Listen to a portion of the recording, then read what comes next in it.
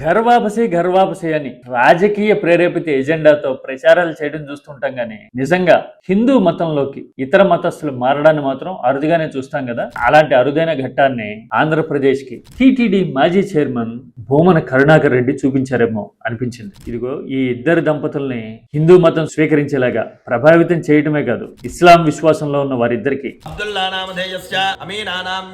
హిందూ మతాన్ని స్వీకరించేలాగా దగ్గరుండి క్రతువు నిర్వహించడం ఒక ప్రత్యేకమైన ఘట్టంగా కనబడతా ఉంది. ఎందుకని ఏపీలో మతం రాజకీయం కలగలిసిపోయిన ఎజెండా అమలు కావడం చూస్తా ఉన్నాం కదా. సాక్షాత్తు అసెంబ్లీ లాంటి చోట్లే ఫలానా వాళ్ళది క్రిస్టియన్ విశ్వాసం అంటూ క్రిస్టియన్ సాంప్రదాయంలో కరుణాకర్ డాటర్ పెళ్లి చేసుకోవడం, రాజకీయ పరమైన ఆరోపణలు చేయడం చూస్తా ఉన్నాం కదా. తీరా చూడబోతే అలాంటి జమానాలోనే హిందూ మతానికి, ధర్మానికి, విశ్వాసానికి విఘాతం కలిగించే అనైతికమైన చర్యలు జరుగుతూ ఉన్నా గానీ బోర్డు చైర్మన్ల మీద చర్యలు తీసుకోలేని పరిస్థితులు కనిపిస్తా ఉన్నాయి.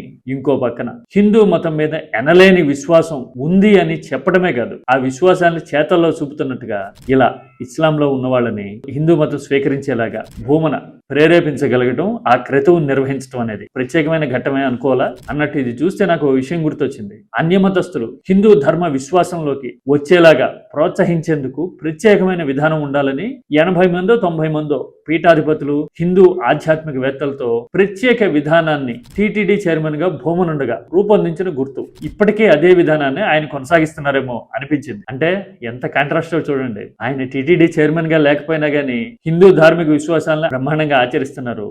అదే పదవిలో ఉన్నవాళ్ళు అనేక సవాళ్లు ఎదుర్కొంటూ ఉంటే ఎలాంటి నిర్ణయము తీసుకోలేని పరిస్థితిలో ప్రస్తుతం పాలకపక్షం ఉంది అని అనుకోవాలా. అసలు ఈ ఘట్టాన్ని ఎలా చూడాలి?